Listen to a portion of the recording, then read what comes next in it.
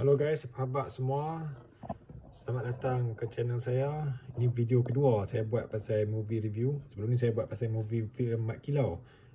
Sekarang ni saya nak buat pasal satu movie ni. Saya baru tengok baru-baru ni, KKN di Desa Penari, cerita Indonesia, cerita hantu. Jadi sebenarnya cerita ni boleh kata baru juga keluar panggung sebelum ni, bulan 5 tahun ni. Baru-baru ni ada keluar dekat Disney Hotstar, jadi saya pun tengok lah. Kalau tengok pada dia punya kalau Google, kita Google pasal cerita ni, dia akan keluar katanya cerita ni sebenarnya cerita paling banyak dapat kutipan, dia dapat kutipan paling tertinggi di Indonesia, sejarah perfilman Indonesia. Jadi bila kita baca benda tu, kita rasa macam, cerita ni betul aku nak tengok ni. Cerita ni memang kalau ramai orang duk pi drama panggung wayang duk tengok, pakat pi tengok panggung cerita ni, patutnya cerita ni memang cerita bagus lah. Cerita takut habis lah. Cerita horror memang kena tengok. Tapi lepas ni saya akan bagi pendapat saya lah. Saya tak rasa itu saya rasa cerita ni lebih kepada overhype lah. Kalau orang ramai macam tu duk pi tengok cerita ni, dia sebenarnya overhype lebih lah, sebab dia tidak sampai kepada expectation saya sebagai sebuah cerita horror bagus. Okay, sedikit saya nak share pasal dia punya background pada cerita ni. Okay, movie ni, KKN di Desa Penari ni, dia dikatakan sebagai sebuah kisah betul.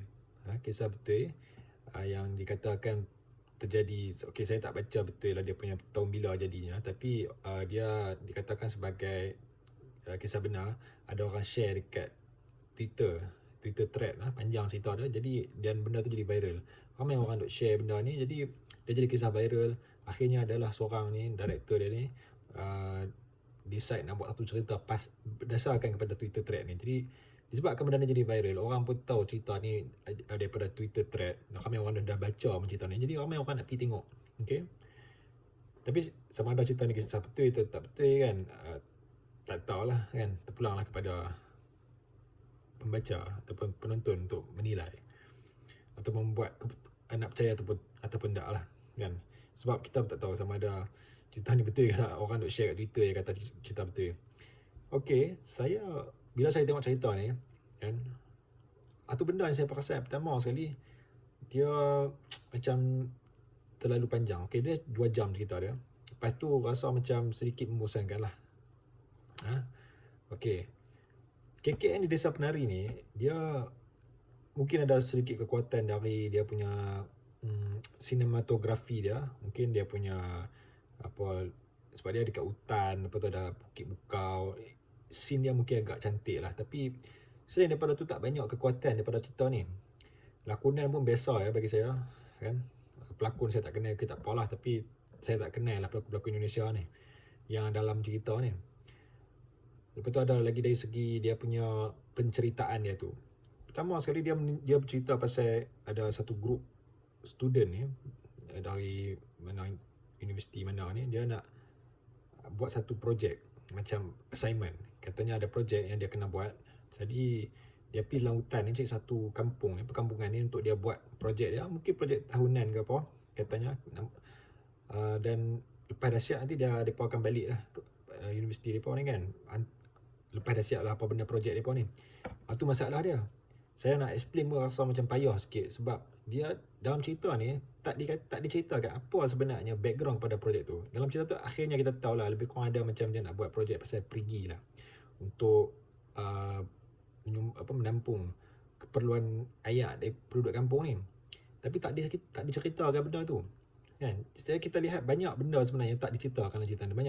Banyak plot holes dari segi kenapa kampung ni dipilih. Jadi mereka ni pilih kampung ni, rupanya kampung ni ada sejarah tersendiri lah. Katanya ada hantu apa semua kan dekat kampung ni. Tapi benda tu tak diceritakan pasal apa mereka pilih kampung ni. Okay, sebab sebenarnya projek apa sebenarnya, berapa lama, mungkin ada disebut lah berapa lama dia nak ada kat sana. Tapi benda tu, dan bila kita tengok pada cerita ni pun, fokus mereka ni sebenarnya akhirnya dalam cerita ni lebih kepada mereka rasa ada hantu kat tempat ni, ada takut apa semua kan. Tapi lepas tu kita macam terlupa mereka ni sebenarnya bukankah mereka ada tujuan dekat kampung ni. Dan kita tertanya-tanya, masa bila mereka nak serius nak buat kerja ni. Asyik tengok tunjuk kat dalam rumah tidur, lepas tu macam ada gangguan hantu, duk bercakap dengan orang kampung apa semua. pasal sejarah kampung ni apa semua kan, tapi di mana fokus kepada nak buat projek ni. Kadang-kadang tu ada tunjuk tapi macam tak banyak. Jadi kita pun fikir, projek mereka pun dah ke laut dah.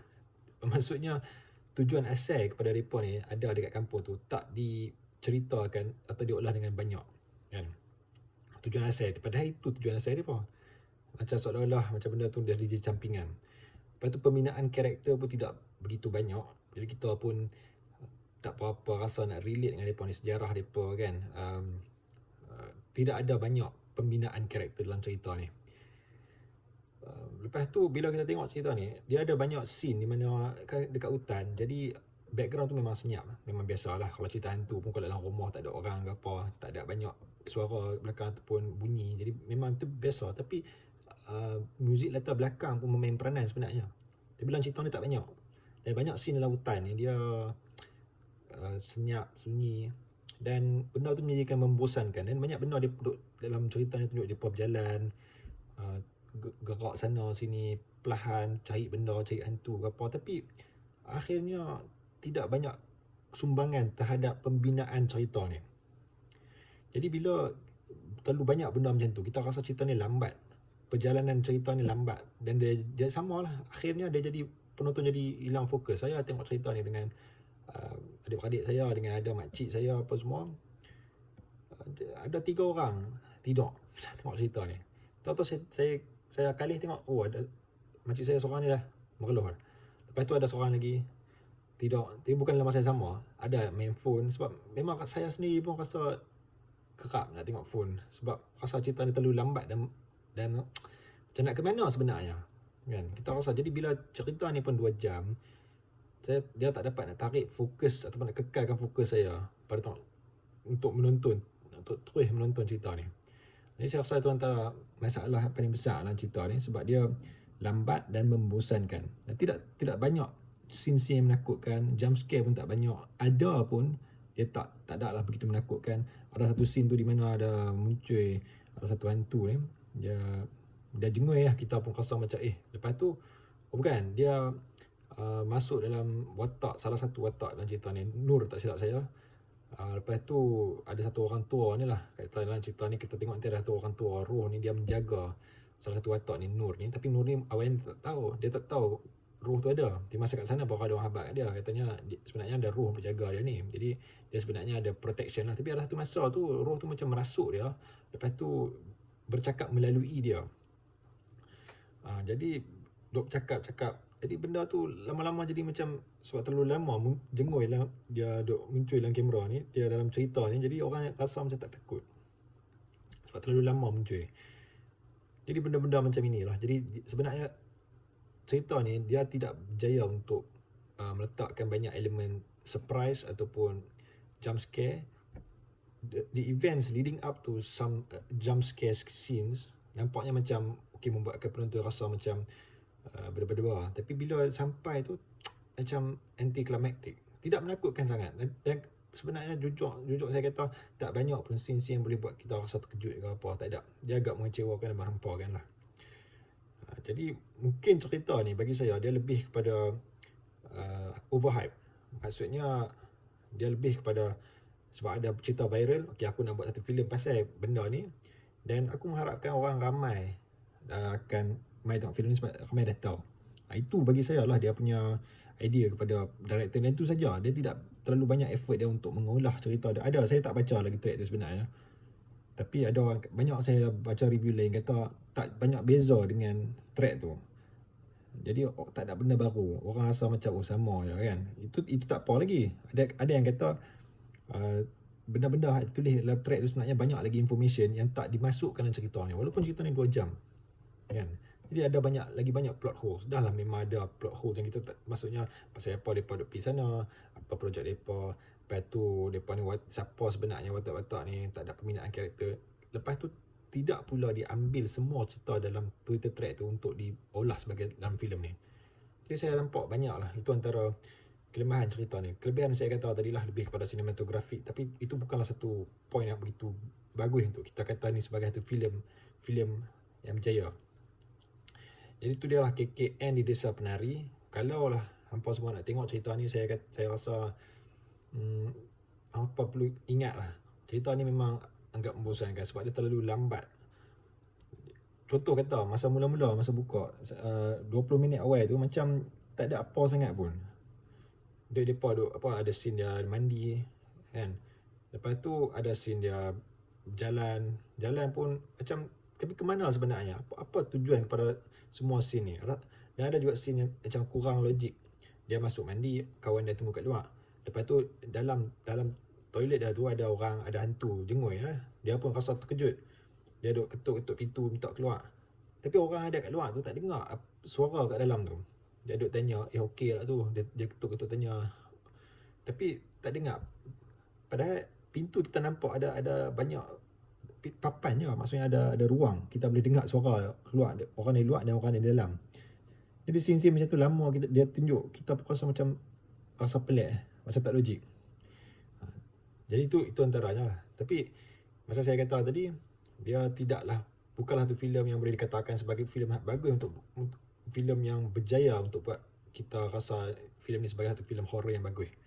Mungkin dia lebih kepada filem penceritaan kepada kisah betul yang terjadi sebelum ni. Kalau betul lah cerita ni daripada kisah betul, tapi bukanlah satu filem horror yang bagus. Ya, filem horror yang betul-betul boleh kata kita boleh recommend sebagai filem horror yang menakutkan. Jadi itu saja, saya rasa saya tak mau buat review terlalu panjang. Walaupun cerita tu sendiri panjang lama, tapi saya rasa sampai di sini saja.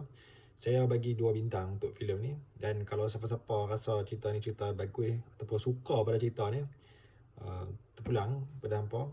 Tapi kalau siapa yang belum tengok lagi, macam saya kata tadi, perlu ingat bahawa cerita ni memang lambat dan rasa memang payah untuk kita terus tengok sampai habis, tanpa merasa bosan lah.